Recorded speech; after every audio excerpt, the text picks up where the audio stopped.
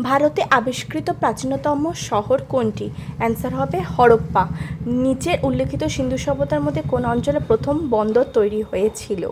এখানে যে কটা অপশান রয়েছে তার মধ্যে হবে লোথাল। লোথালে প্রথম বন্দর তৈরি হয়েছিল। হরপ্পা সভ্যতার নিচের যে বক্তব্যগুলো রয়েছে তার মধ্যে কোনটা সত্যি?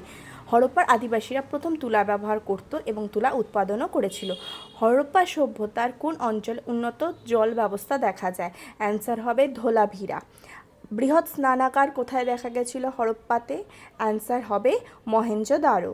আর নিচের স্থানগুলির মধ্যে সিন্ধু সভ্যতার উন্নত যে বাড়ির ঘরের মধ্যে যে কুয়োর ধ্বংসাবশেষ সেটাও পাওয়া গেছিল মহেঞ্জোদারো। মহেঞ্জোদারোতে স্নানাগারও পাওয়া গেছিল আর কুয়োর ধ্বংসাবশেষও পাওয়া গেছিল। গাজিয়াবাদ জেলার আলিমগীরপুর থেকে প্রাপ্ত প্রত্নতাত্ত্বিক নিদর্শন কিসের তথ্য দেয়? হরপ্পা সংস্কৃতি, বৈদিক সংস্কৃতি, মৌর্য সংস্কৃতি নাকি গুপ্ত সংস্কৃতি?